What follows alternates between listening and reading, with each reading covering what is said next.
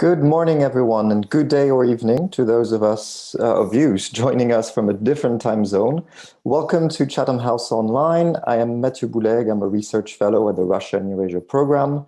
I am thrilled to be chairing this panel discussion today on electronic warfare for the Chatham House Security at the Frontier conference. This event is on the record and is being recorded live as we speak. Throughout the event, please don't forget to submit your questions via the chat function on the conference platform. We have an exciting lineup of speakers today with us to discuss military and security implications of the use of electronic warfare and scoping UK and Japanese responses to this growing challenge. Let me introduce our speakers today in speaking order. Lieutenant Colonel Chris Fogarty, Commanding Officer of the 14th Signal Regiment of Electronic Warfare in the British Army. Katarzyna Zisk, Head of the Center for Security Policy at the Norwegian Institute for Defense Studies. And last but not least, Jun Nagashima, Research Advisor at the Nakasone Peace Institute in Japan. I will let the speakers present their opening remarks for about 10 minutes each, after which we will run a live poll and take questions directly from the audience from the live function. So don't forget or hesitate to feed in the chat with your comments, suggestions, and of course questions to our great panelists. So without further ado, let's jump right to it. Chris, the floor is yours. Thank you. Thank you. So if we start off with why is the electromagnetic spectrum important to all of us? Right now I have a smartwatch on. That smartwatch uses GPS, it uses Bluetooth, it uses Wi-Fi. I've got a smartphone like radio transceiver, which transmits and receives radio frequency. I'm talking to you now on my laptop. That is connected to my router through Wi-Fi. And from my router because I live in a fairly remote part of the world, that is connected to my internet service provider through a microwave shot. The electromagnetic spectrum is critical to every part of our fundamental life. If we start off looking, because we are talking about Japan and UK, there's a rich electronic warfare history between our two nations. In January 1904, the Eclipse-class protected cruiser HMS Diana, then stationed in the Suez Canal, is credited with making the first wireless intercept in history. This message was regarding the mobilization of the Russian fleet, and that was passed on from the UK to Japan. As the conflict progressed, Japan developed its own electronic warfare capability to intercept and analyze Russian naval transmissions, which played a significant role in the Japanese-Russia war and led in part to the Japanese victory. In the UK, Strategic Command under the MOD has released an electromagnetic activities strategy in September of this year, and a policy which was revised in November of this year. It's fundamentally, it is an important aspect of defence. And in 2018, a cyber and electromagnetic activities doctrine note was published. And the vision of CEMA was the synchronization and coordination of cyber and electromagnetic activity, delivering operational advantage, thereby enabling freedom of maneuver effects while simultaneously denying and degrading an adversary's use of the electromagnetic environment and cyberspace. So therefore, what is electronic warfare? It's commonly termed as three branches. Firstly, electronic surveillance, and that is the use of electromagnetic energy to provide situational awareness and intelligence. Electronic defense, which is the use of electromagnetic energy to provide protection and ensure effective friendly use of the spectrum. And finally, electronic attack, which is the use of electromagnetic energy for offensive purposes. And this can be to diminish an adversary's ability to understand, shape, or to exploit an operational environment. All of this requires electronic warfare management and coordination, and also spectrum management and coordination. So the relevance to the UK is clear. However, how important is it to our allies? Well, the US published a joint publication 385 earlier this year, which was about joint electromagnetic spectrum operations. And it's termed these operations as vital to providing electromagnetic spectrum access and coordination in peacetime, but also superiority during periods of conflict. And these coordinated actions are to exploit, attack, protect, and manage the electromagnetic operational environment. And related mission areas were cyberspace, space, and the three traditional domains of air, land, and maritime. And recently, in the last few weeks, the UK has released the multi-domain integration concept note. And again, that discusses the 5 domains, the land, sea, and air, with space being overarching to those 3 domains, and then cyberspace and electromagnetic domain being pervasive to all. Having a look at recent spending on electronic warfare, in 2019, the Department of Defense in the US spent $928 million on CIMA under a terrestrial layer system alone. In next year, the DoD seeks to spend $9.7 billion on EW programs. In Australia, the EW program was signed off in 2016 for a 5-year program spending $500 million. And again, that was on a variety of electronic warfare capabilities. In South Korea, they've recently spent $1.32 billion on SIGINT platforms, airborne SIGINT platforms. And I'm sure we'll hear later on, but Japan recently spent $130 million on a network electronic warfare system. And they've also purchased the Boeing E-18 Growler airborne platform. But what about other countries? Well, if we look at some other countries, China views electronic warfare and cyber as 2 sides of the same coin. All of their platforms, air, maritime, and land, all have EW variants. And on many of their UAS and UAVs are also fitted with electronic warfare components. Information warfare is termed at the operational level in China, which incorporates electronic warfare, net war, which we term cyber, and space. And this has formed a new single service, which is the Information Warfare Force. We've also got the Beidou navigation system, which is separate to GPS and GLONASS. In Iran in 2009, they purchased several Krushta EW systems from Russia, and over the last decade have developed their own electronic warfare capabilities. Likewise, in North Korea, there are reports of an electronic warfare brigade of up to 3,000 personnel in 3 electronic warfare battalions, with their main focus being on electronic attack. And Russia, again, we'll hear in far greater depth shortly, but they have got an extensive array of electronic warfare capabilities split over 5 electronic warfare brigades, with a vast array of suites, electronic surveillance suites and electronic attack suites. And there have been a number of reports of GPS and electronic warfare attacks into the spectrum, be that on shipping around Crimea, be that around Syria, and also affecting some air platforms and communication systems around Norway and Finland. Looking at non-state actors, there's nothing specifically been mentioned about electronic warfare, but certainly information warfare and cyber capabilities have been developed by non-state actors. And I would expect over the next 10 years, electronic warfare capabilities to be fairly prevalent. So quickly just looking at some of the legal aspects in the UK, if to conduct any electronic surveillance, it requires it must be conducted under the Investigatory Powers Act of 2016, and you need to get a warrant. And therefore, if we're even just doing some form of training, we have to go through that rigorous process. If we want to conduct any electronic attack, any jamming, again, that needs to go through the Defence Spectrum Authority, which itself is governed by Ofcom. There are a number of international agreements which enable use of the spectrum, but much like under cyber warfare and cyberspace, under the Tallinn Manual, which NATO have produced, none of them have been. It's not fully ratified, and therefore there is that level of ambiguity and a seam which can be attacked or utilised through perhaps private military contractors or some non-state adversaries, and therefore it's not necessarily that easy to enforce.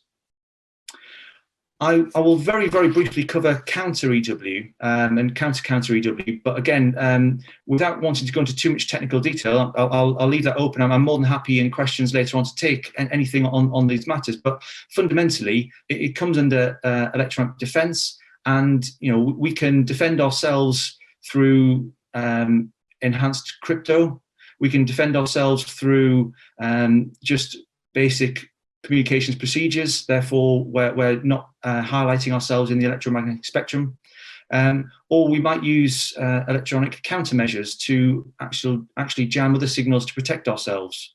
And the same is true of GPS. We can encrypt GPS, or we can protect the GPS signal itself by some beam-formed array antennas, etc. I'll probably leave it there before I go into too much detail and lose everybody, but happy to take questions. Thank you. Thank you very much, Chris. If we have the more technical and geeky questions, I'm sure we'll be able to address them. All right, thank you very much for this brilliant introduction. Let's jump right to one of the main disruptors or elephants in the room when it comes to these electronic warfare measures. So specifically with Russia in the region. The floor is yours, Katarzyna. Thank you. Well, thank you very much for the invitation. So in this introductory remarks, I thought I would touch upon first some of the driving forces behind Russia's strong focus on electronic warfare over the past decade, basically. And then I would like to say something about why it is important to understand that in the broader, or see it in the broader framework of Russian military strategy and doctrine. And then I will touch upon some of the broader implications of that development for the changing character of warfare, for European and transatlantic security, but many of which of these implications are also applicable to the Asia-Pacific region. So first, yes, Russia has systematically emphasized the growing importance of electromagnetic domain in contemporary conflicts. And we've seen it in the strategic documents, but also in investments basically since around 2009. So Russia has studied strengths and weaknesses of its potential opponents, not least the United States and NATO.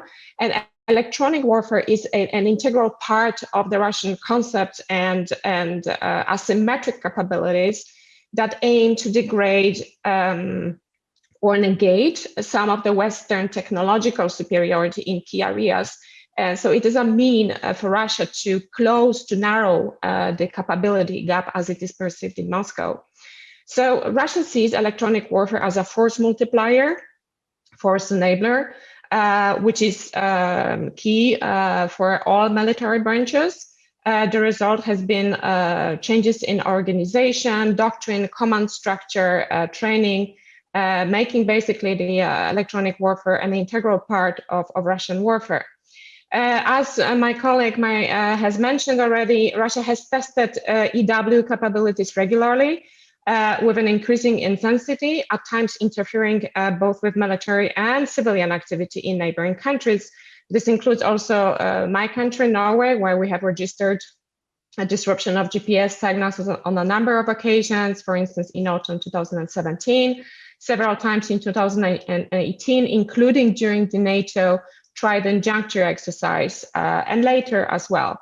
We have, of course, also seen, got a glimpse of how Russia may use this kind of capabilities during the conflict in Ukraine, in Syria, of course, where reports, among others, pointed at jamming satellite navigation signals as a means to take down or disrupt UAV operations there in order to protect against potential aerial attacks by weaponized drones.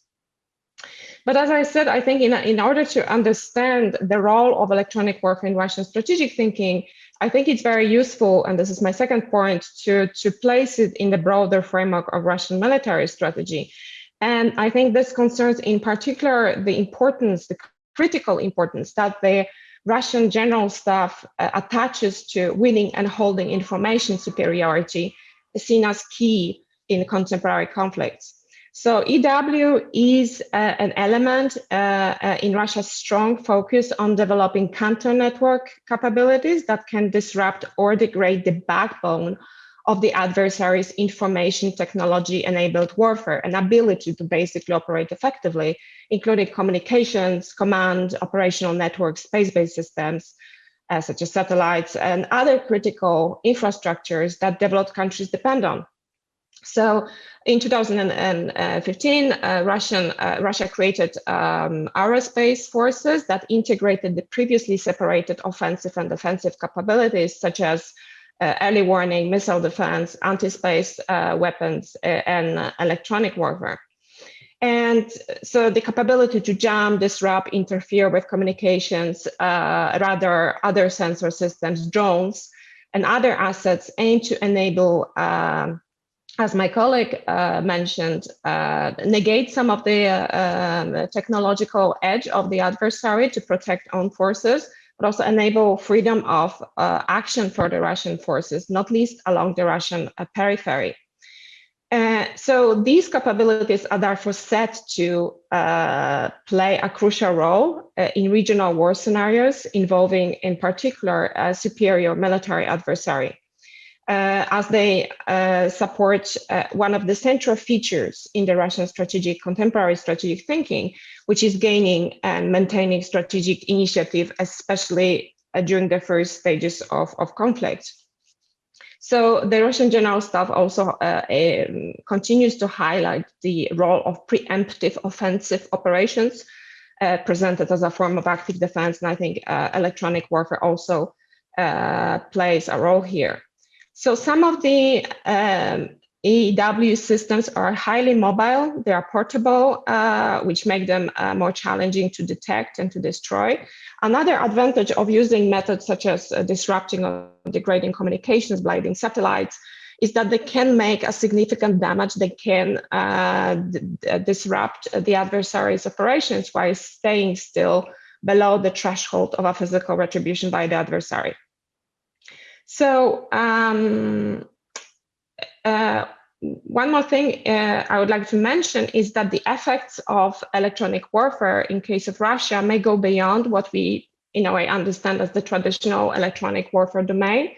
And for instance, it includes, can include influence and psychological operations, such as, for instance, sending content on means of communication of the opposing forces with the aim to intimidate, to spread propaganda, or undermine morale. And we've seen that these cases of such use of these means in Ukraine, in Syria, and also in the Baltic region, where Russia targeted some of the NATO soldiers deployed there as a part of the enhanced forward presence.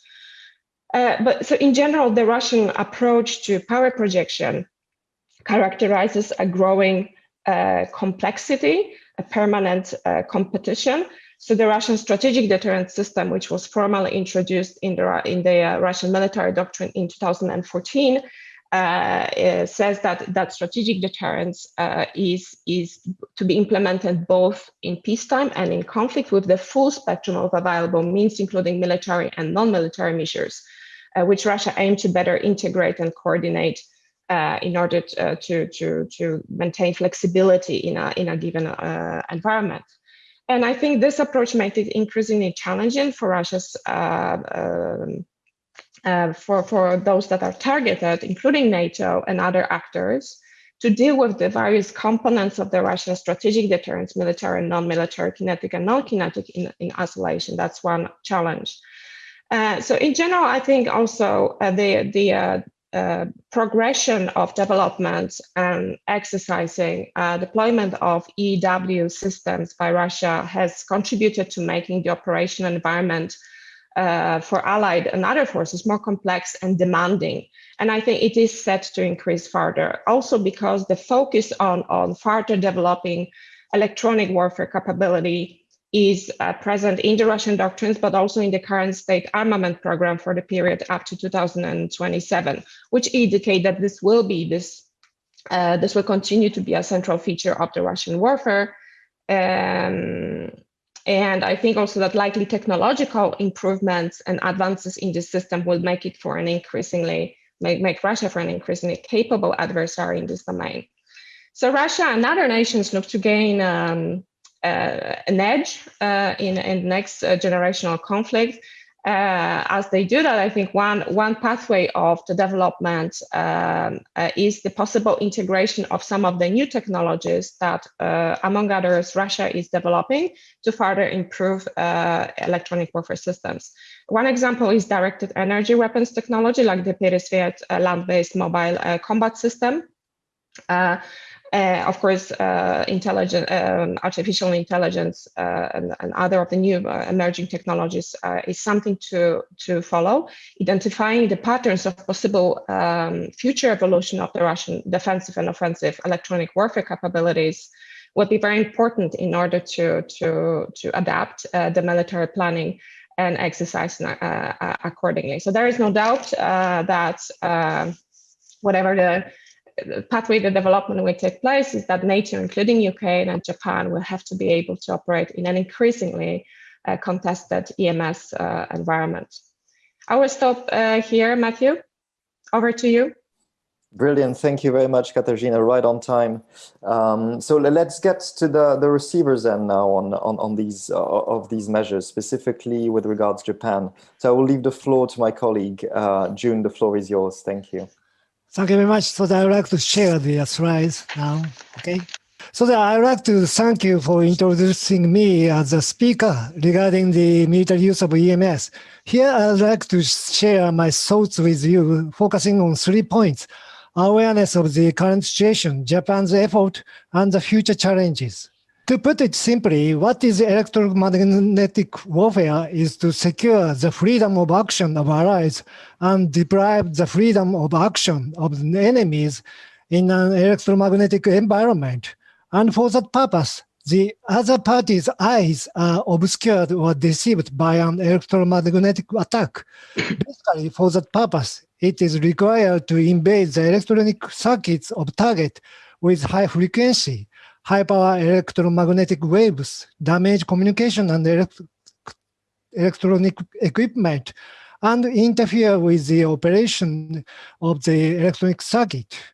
No matter how good a sword or burden you have, if you can see or recognize your target, it's just a useless white elephant, which means an unspeakable war fighting.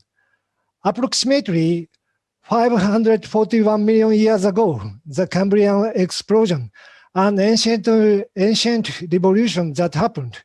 After the Cambrian explosion, the number of the organisms jumped to 10,000 from a mere couple of dozens.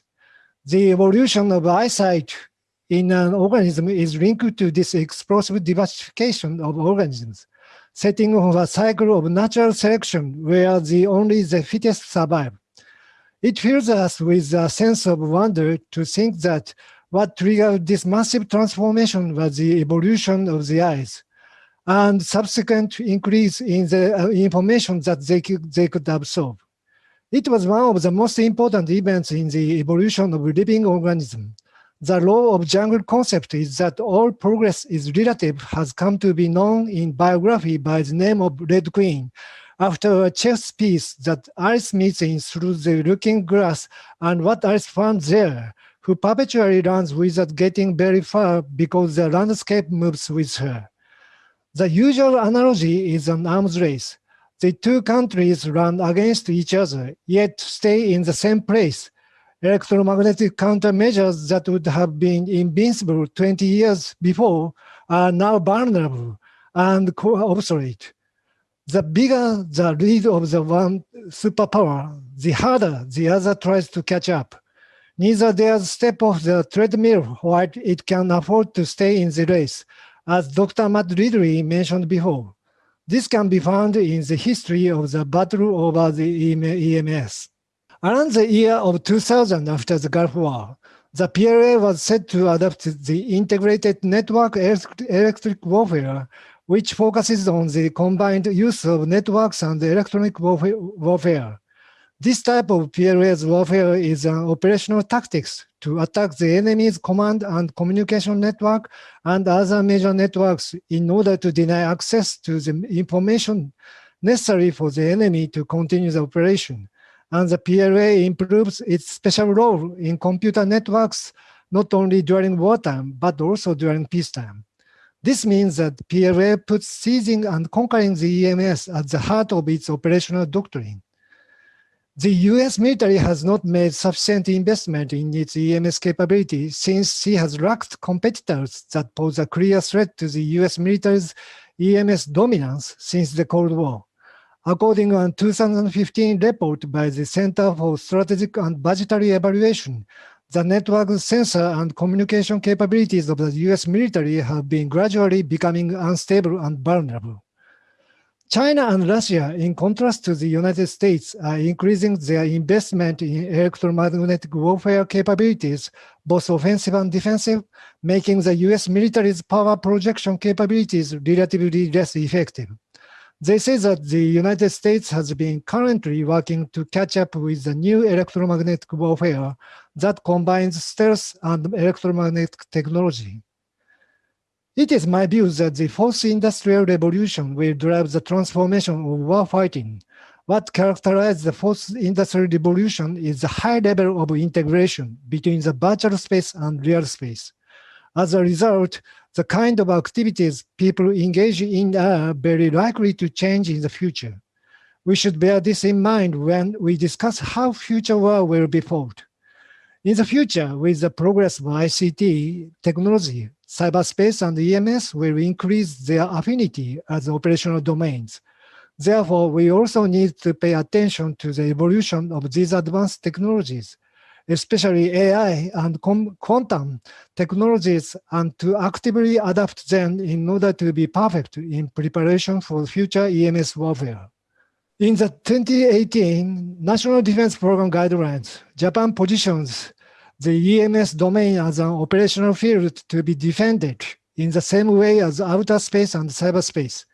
In addition, JSDF gave great importance on cross-domain operation, where they organically integrate capabilities in all areas, including not only the conventional areas of land, sea, and air, but also new domains such as outer space, cyberspace, and EMS to carry out national defense.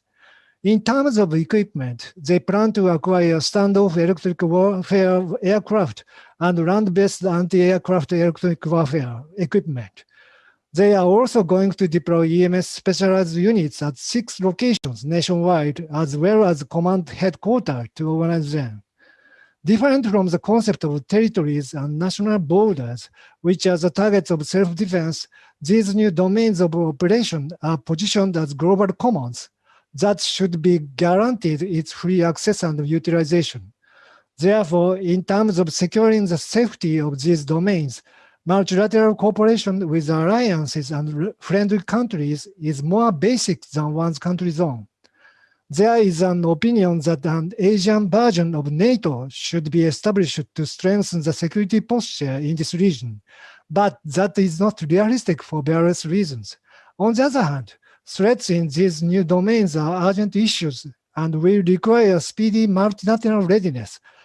At the time, we should utilize an existing multi-layered security framework based on the Japan-US alliance and take this type of new domains defense posture in this region. To do this, we more expect the role of Europe, especially the role of the United Kingdom. I mentioned the need to actively incorporate advanced technology in the future, but here I would like to point out the importance of future quantum technology again. In the past, the property of quantum as waves have been mainly utilized in EMS warfare, but the properties as particles of quantum have not been put into practical use so far and have not been taken up in EMS warfare. However, in the future, it is expected that quantum radar using quantum entanglement and quantum computing using quantum states will be put into practical use. And it is expected that quantum as a particle will be newly noticed in terms of security. I personally think that the EMS warfare that has evolved from electronic war will evolve into a new paradigm where quantum is involved. In addition, when artificial intelligence with processing power that overcomes the common sense of modern security appears, the electromagnetic spectrum capability that functions in all environments will become a reality, which means a game changer for electromagnetic warfare. Looking back on the history of the World War II, the German bombing campaign against the UK in 1940, called the Blitz, resulted in more than 43,000 civilian casualties, which showed off the new emerging menace of airborne attack to the world, along with the B-2 rockets that appeared later. Now, against the backdrop of exponential technological evolution, advanced hypersonic weapons, combat drones, and swarm attacks have been making a presence one after another.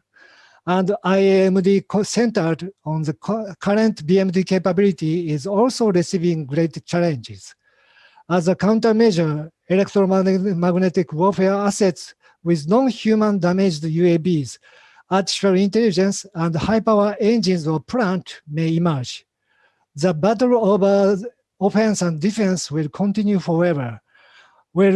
But thanks to the EMS operations that is expected to evolve in the future, the electromagnetic war that deterres and confuses the opponent's attack function and prevents the attack from being carried out is also drawing a lot of attention. This concludes my presentation. Thank you for your kind attention.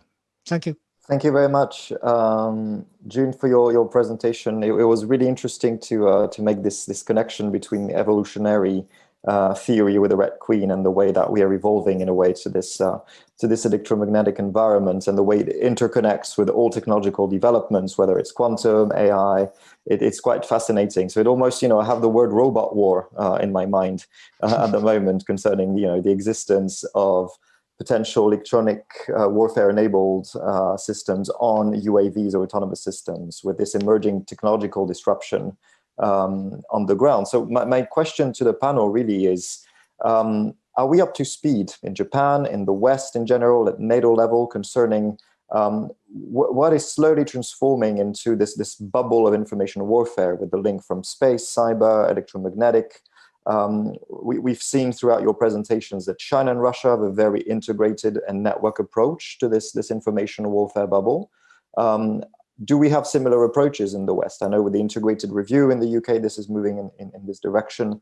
Is NATO up to speed? Is there a cooperation with allies like Japan, for instance, concerning such an approach? And are we technologically ready concerning these disruptive technologies that June has mentioned, and the interconnectedness between these quantum sensors, these AI applications, and autonomous systems?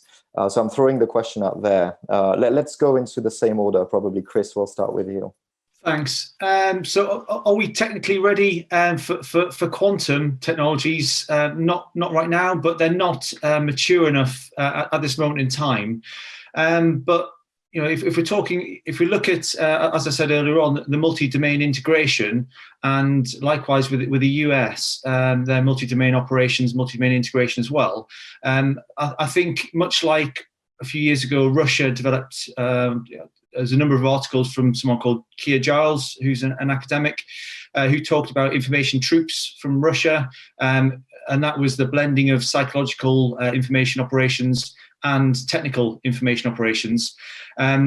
Very much in the UK and the US, we're absolutely going along those same lines. So in the British Army, for example, we've got the 6th United Kingdom Division, and within that you have got the Special Infantry Brigade, you have got the 77 Brigade, which is Information Warfare Brigade, and you've got the ISR Brigade and One Signal Brigade. So in terms of the technical aspects of electronic warfare, as we've discussed, they all sit in the ISR brigade, and then the information operations and in Russian terms psychological warfare all sit within 77 Brigade. So the two are absolutely complementary. Likewise, in the US, you've got multi-domain task forces being set up, which have a blend of capabilities which look at protecting, look at operating in the electromagnetic spectrum, and they also look at terms G39, but also look at the information warfare aspects.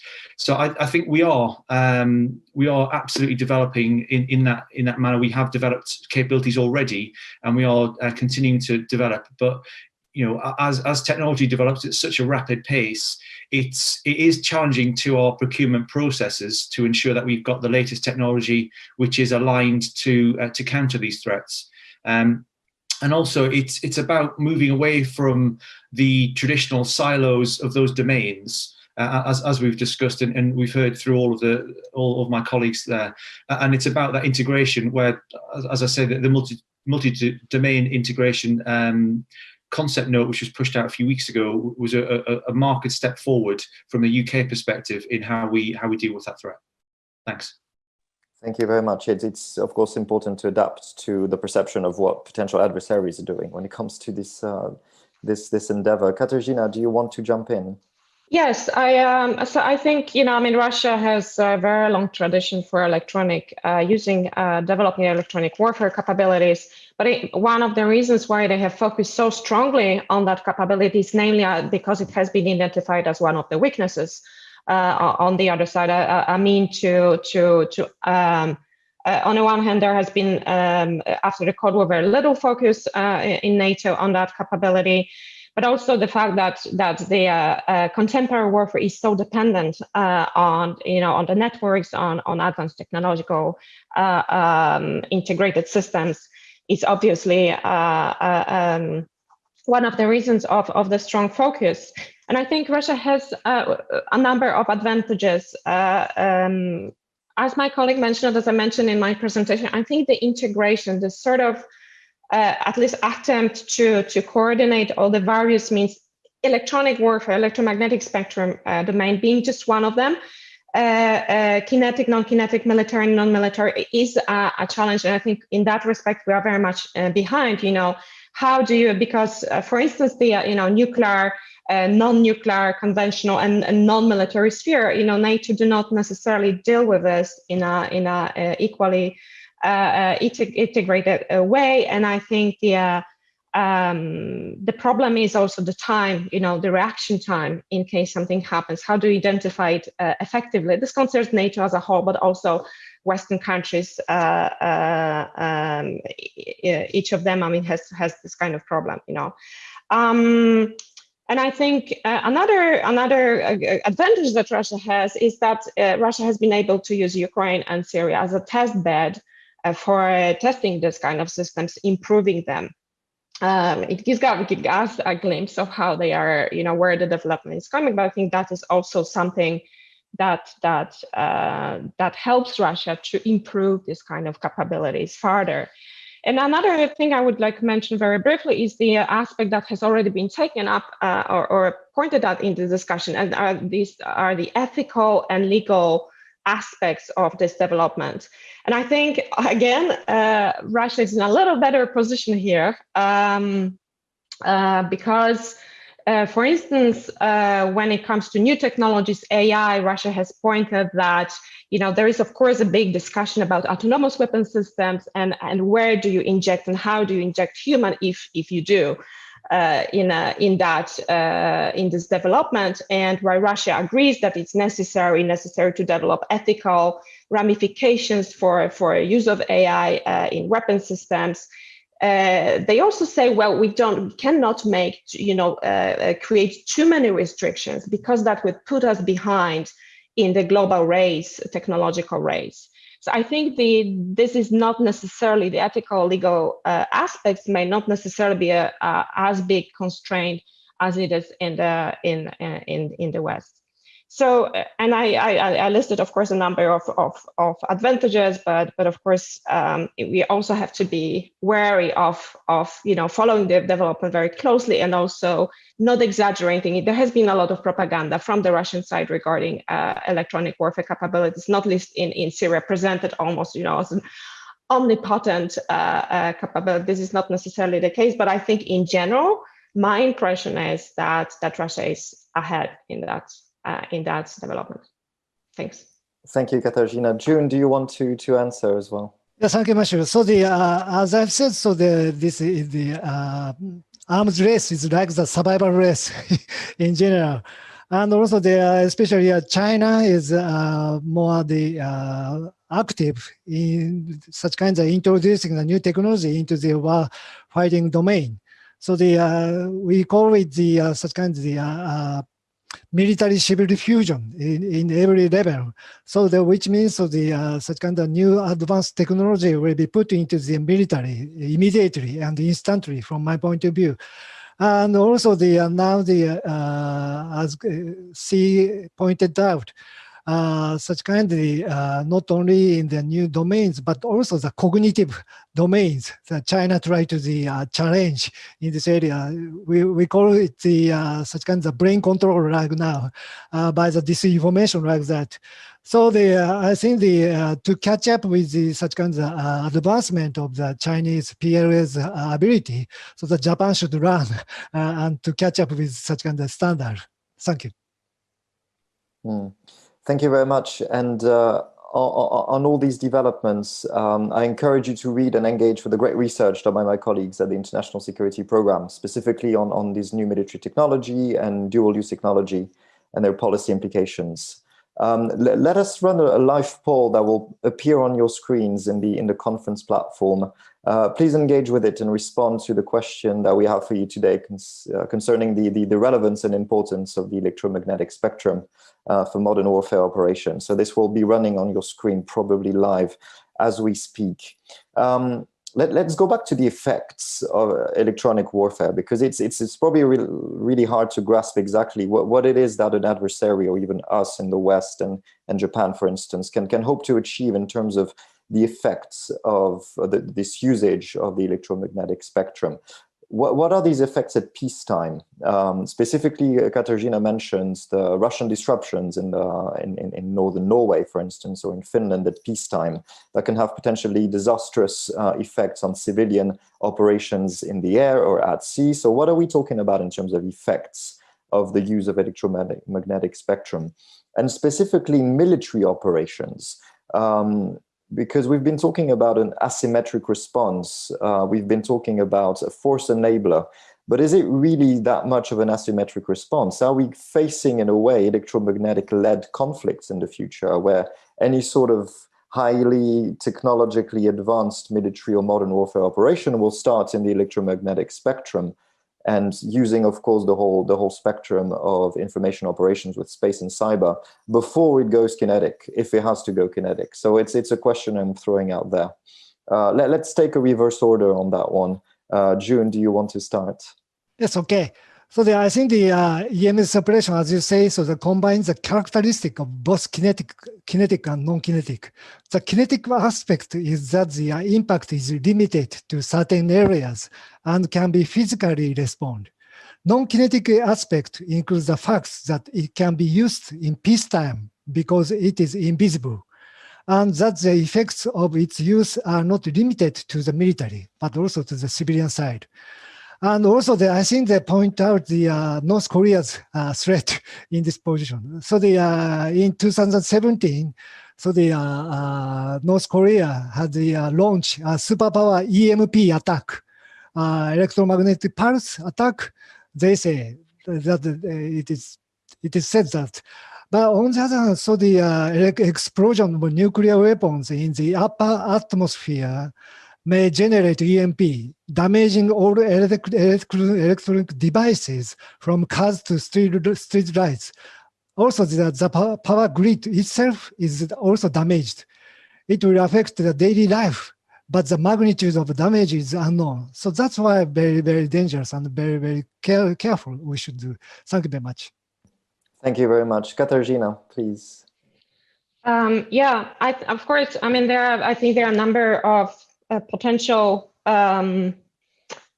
objectives of using this kind of capability in a peacetime. Obviously, like we've seen in the High North on repeated occasions, as I mentioned. Of course, testing it and improving the systems is one thing. And so some of the effects of the electronic warfare we experienced up there, like in March in 2019, probably was not necessarily directly to interfere with either military or civilian capability in neighboring country, but it was like the collateral sort of damage of a military exercise where Russia actually jumped at their own forces as a part of the military exercise.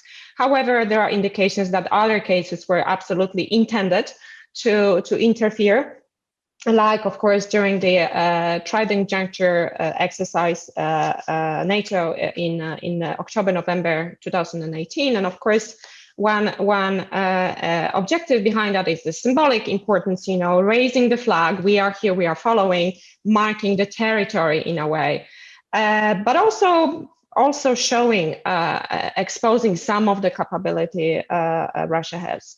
Another thing which maybe understand, through our perspective through which we can understand that peaceful use of this kind of capability in peacetime is creating a sort of a new normal, where you sort of condition the opponent, getting used to this is occurring, or you are sort of crying wolf in a way in a very long period of time.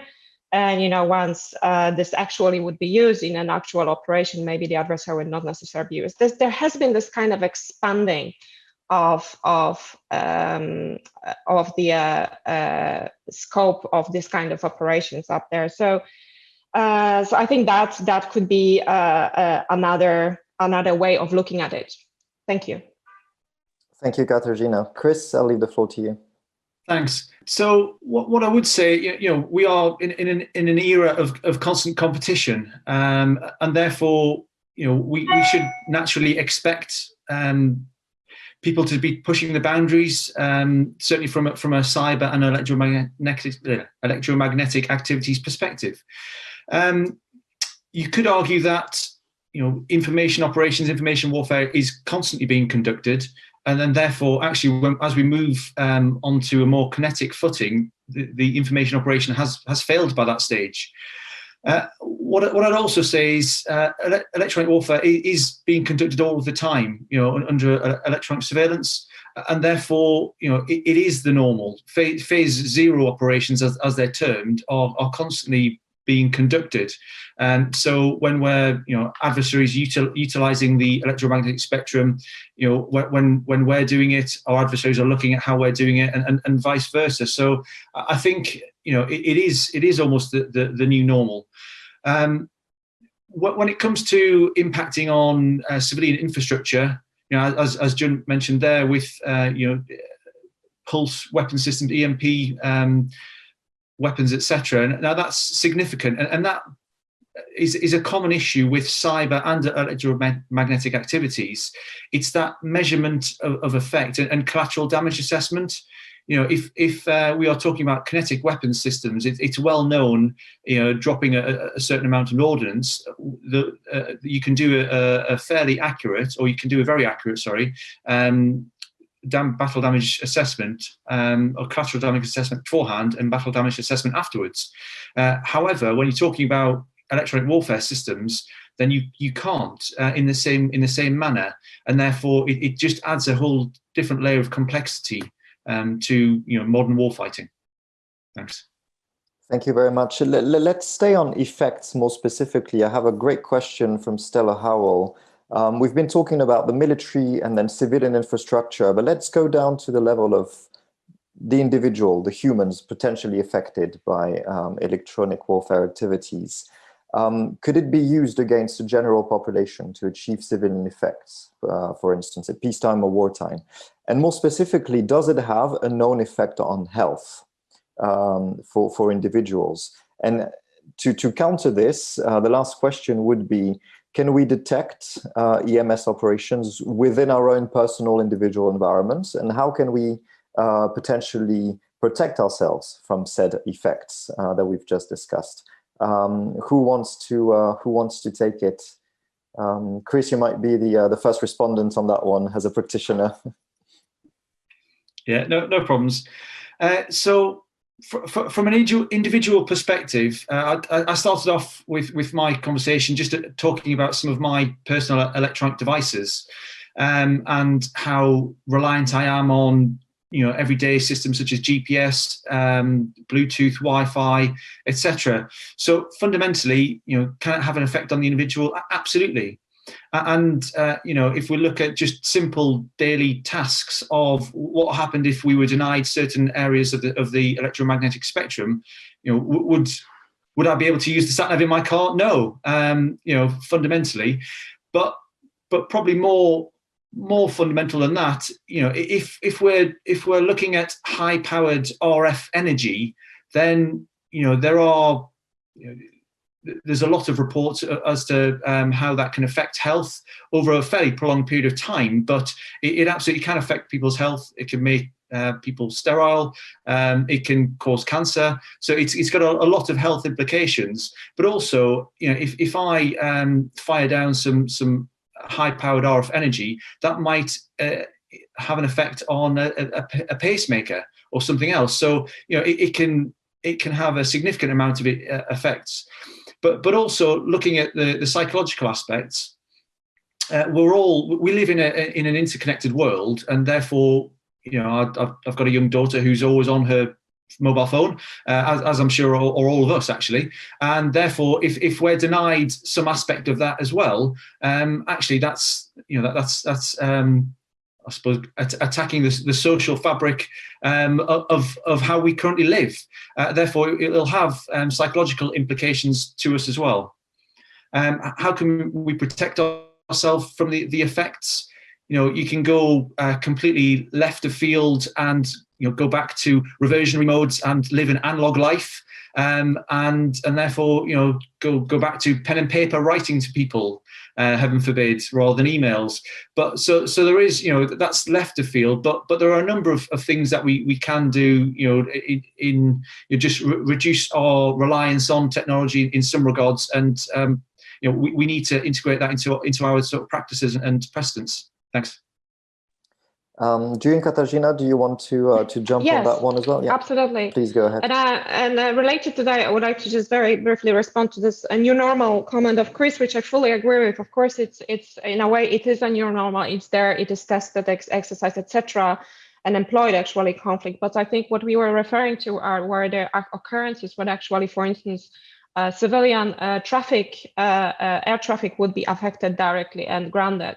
So I think that's not necessarily, it doesn't happen that often, but it has happened. And the question, of course, was to what extent it was intended, etc.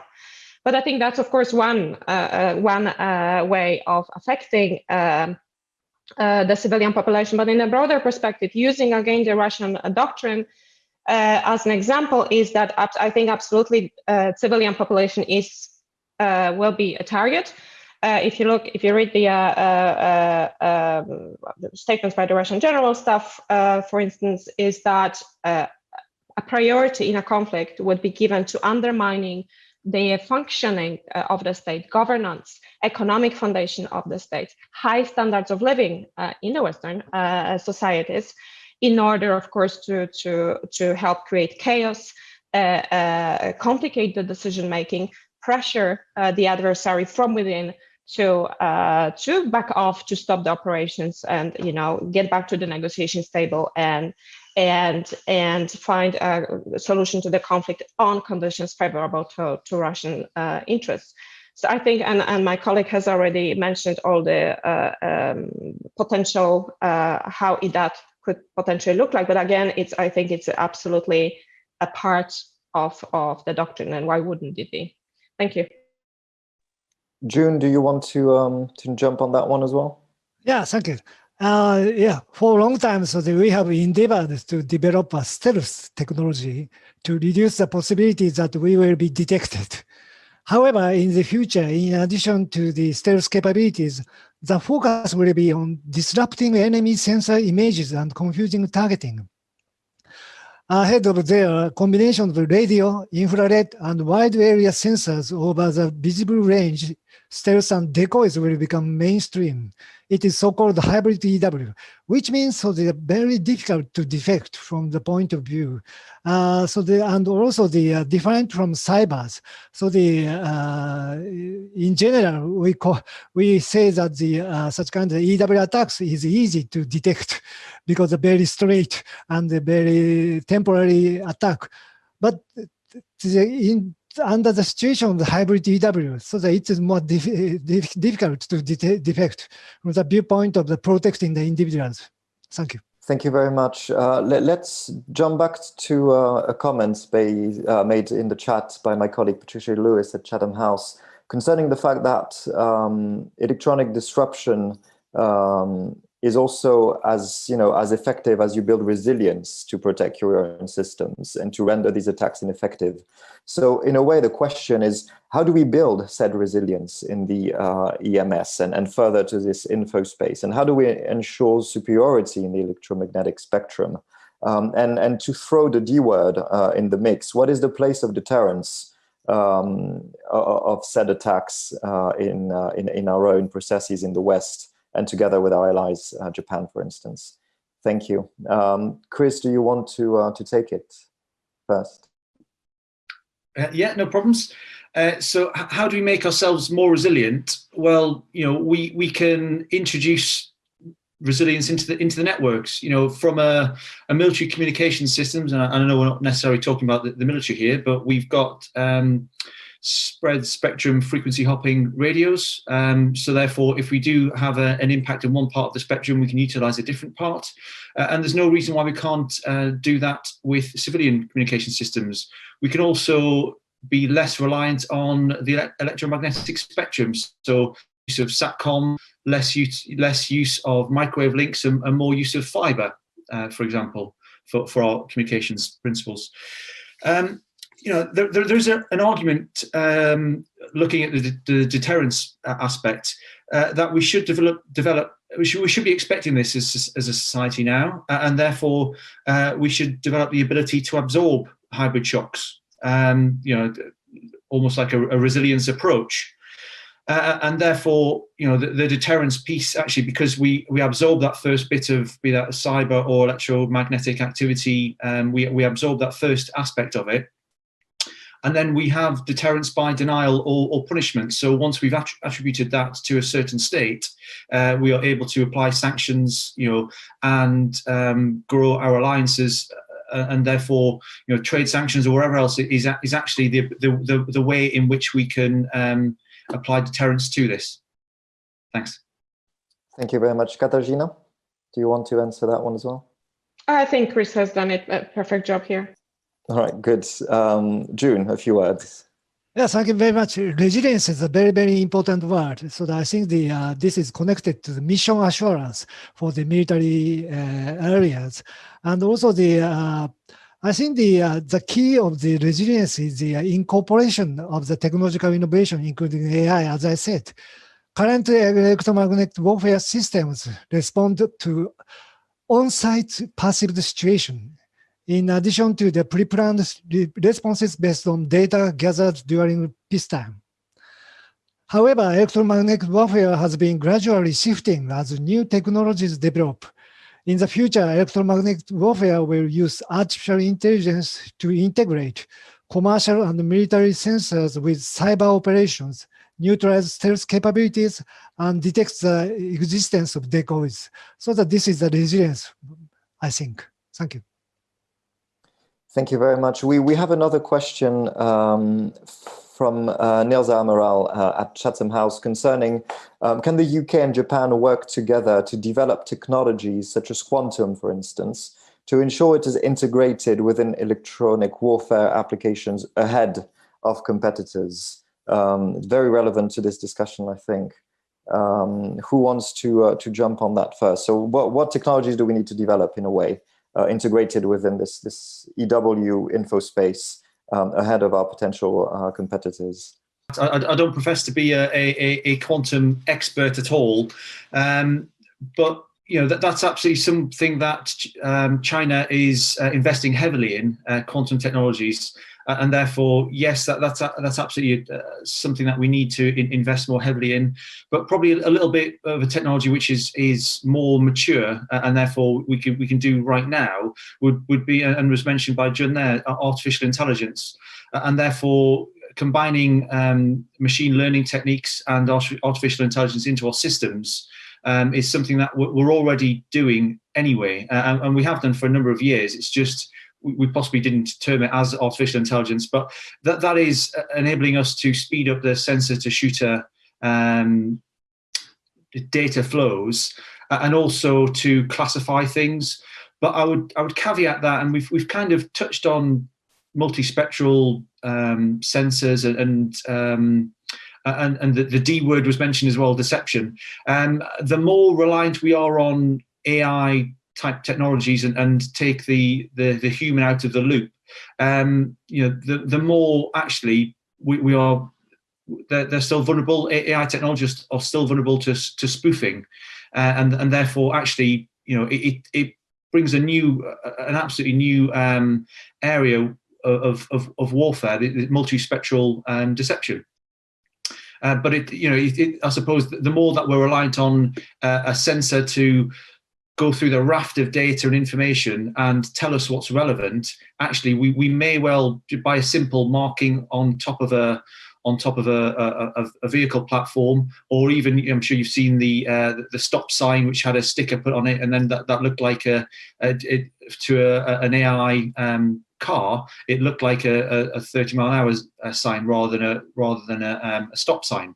So we are able to spoof, and therefore I think, let's say, the new evolution of this is how do we stop ourselves from being deceived from a multispectral perspective. Thanks. Thank you. Katarzyna, June? Very, very quickly, I think the increasing innovation capability, again, we've talked quite a lot about the new technologies, emerging technologies. In order to be ahead, I think that's crucial. All the great powers, also Russia, is trying to get ahead, and I think that just following the development, reacting passively probably will not be enough. So investing in the defense innovation capability would be something that probably should get more attention, and it concerns both capabilities, measures to increase deterrence, both by denial and by punishment.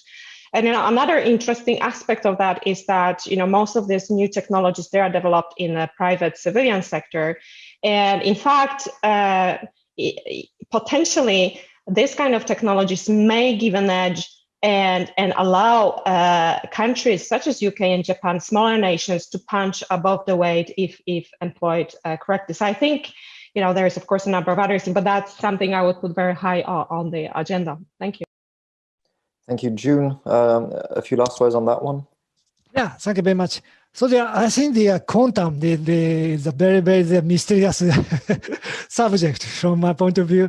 But on the other hand, we have already used the quantum as waves in the EMS operations. But the quantum as particles is another issue. This is a very, very challenging. But on the other hand, China already started such kinds of realize such kind of the technology and put into the equipment. For example, the satellite system and also the cryptograph systems, and also that they utilize such kind of a system already.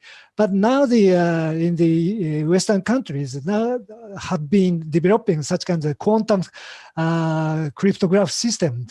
But I think the UK and Japan can cooperate in this field. Of course, US is a very great power in this field, but on the other hand, so the bilateral relationship, UK and Japan is more competitive and very stable to develop such kind of quantum capabilities in future, I think, and also I hope. Plenty of space for development and R&D there, of course. Let us go through the results of the poll that we pitched to the audience. We have an overwhelming response concerning the importance, even the critical nature of the electromagnetic spectrum to any successful military operation, with 68% of the respondents and 23 who deem it very important. So overall, there is a wider understanding, I think, from the audience that the EMS and beyond in this info space has become a paramount matter in terms of modern warfare operations, but also affecting civilian lives. I think we have time for maybe one last big question, a really interesting and a bit more technical aspect, a question from Archibald Prempe concerning the fact that cyber operations and EW are affecting space operations, and mostly the problem being that satellites are controlled by ground control systems that do rely on computers and do rely on the existing technology, whereby electromagnetic warfare could actually disrupt this ground control system. So how do we ensure that these ground control systems are not penetrated by potential adversaries through these operations? And how do we ensure that our critical systems, specifically space-based, are not shut off the grid of operations? Thank you very much. Chris, do you want to jump on that one? No problems. So commonly, I suppose the easiest way is to not have that ground station networked, I suppose, in some regards. So you're providing resilience and protection in that manner. But fundamentally, you're still going to have to communicate with the satellite itself. And there are a whole host of different technologies which can now target the satellite itself. But more often than not, it does target the ground control station. And therefore, what is the weakest vulnerability out of all of this? We're talking about the electromagnetic spectrum, obviously, but actually it's always the human in the loop. That is the most vulnerable aspect to all of this. And therefore, and it may sound trite, but through education of the individuals who work in that ground control station, that is probably the best form of defense, because we can protect through crypto, we can protect through shielding, we can protect through a number of different technical measures. But fundamentally, if the individual who works in that satellite ground control station is not correctly educated, then they are very vulnerable themselves to some form of opening themselves up as an attack vector, and therefore we have to start with actually non-technical first. I would argue, with many of these things, it involves people, process, and technology, normally in that order. Thanks. Yes, it definitely outlines the importance of cyber hygiene tools, which applies not just for the military, but also for the most of the civilian and whole of society approach to this. Katarzyna, June, who wants to, Katarzyna. I would just add that, in addition to what Chris said, that, we also, again, underline the fact of the complexity and the integration of the different systems. And in case of space-based systems, this problem you have described, the questions about attack on the land-based systems and control systems, we also have to see it in the context of the other capabilities that Russia is developing to take out space-based systems, including anti-satellite missiles that have already been tested, maneuvering space robots, which the US Strategic Command is very concerned about, and directed energy weapons. I think, again, looking into this development in a more, let's say, comprehensive manner, I think it would be very important in our work ahead. Thank you. Thank you. So that I'm completely agree with Chris and Christina. And also the jamming from space and cyber attacks have an affinity. China traditionally sees the cyberspace and the electromagnetic spectrum and also the outer space as one domain. and it sees that the EW is an attack on hardware, and cyber attack is on the software. And Russia is also developing a space-based electronic reconnaissance and radio interference capabilities. Also, Russia not able to put their full power of the electronic warfare into orbit, but Moscow aims to complement the ground-based EW system and more perfectly cover the Russian military's future operational domains. So that's why I think the all members says that I think they're very connected and very dangerous and very influenced each other, I think. Yeah, thank you. And to jump back on that very quickly, final words from our panelists with a very quick final question. Is there the need to, in a way, develop sort of rules of the road in electromagnetic spectrum engagement at peacetime to try to regulate peacetime activities? Because we've discussed these disruptions from Russia, from China at peacetime. We've discussed the evident role of miscalculation and tactical errors from happening not just in the kinetic field but also in the electromagnetic spectrum. Is there a need now, in 20 seconds each, to sort of engage with rules of the road at peacetime concerning the EMS? Who wants to? I can start.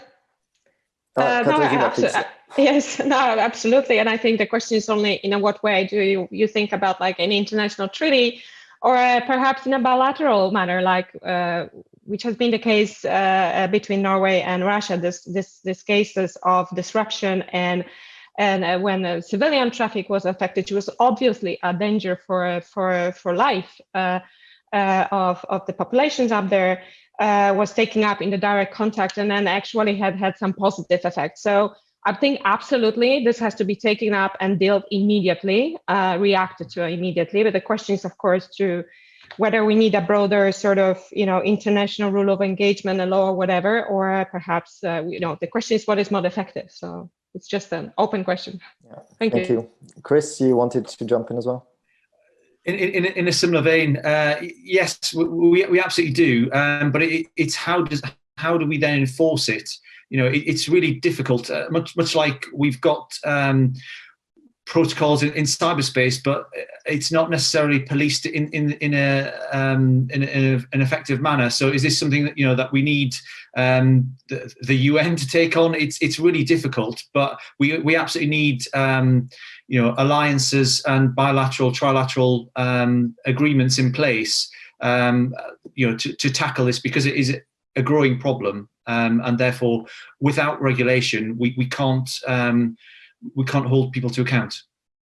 Thanks. June, last comments. Yeah, we see the same problem of severe discussion, not only in the EW, but also the outer space and the cyberspace as well. But under my recognition is that under the international law of war, this new genre, new areas also that apply also.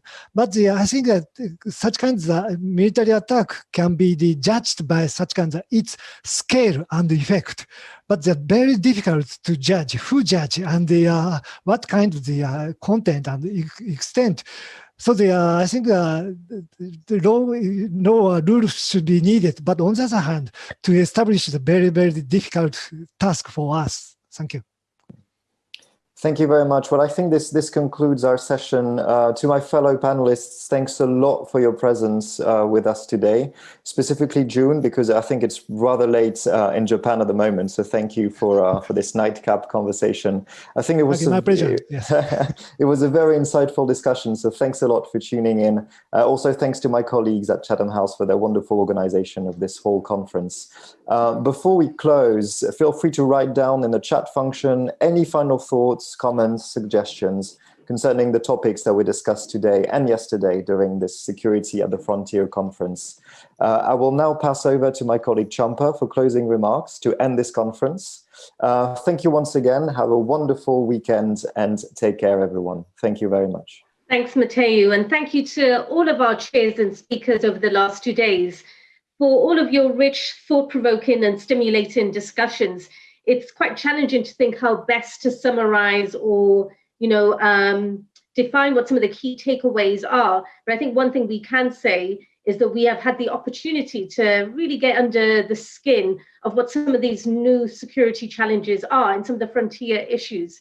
So I hope, like me, you have found it a useful and interesting conference and an opportunity to think about areas that are not normally covered when we look at security challenges. I'd also like to thank our colleagues at the Japanese Embassy and the Ministry of Foreign Affairs for their support in pulling together this conference. And last, and by no means least, my colleagues in the Asia Pacific program, Chloe and Lucy, who've done a phenomenal job of pulling the whole event together. You know, what we see is the surface of this very fancy conference machinery, but of course there are people behind the scenes who are running around like headless chickens, trying to make sure everything fits together.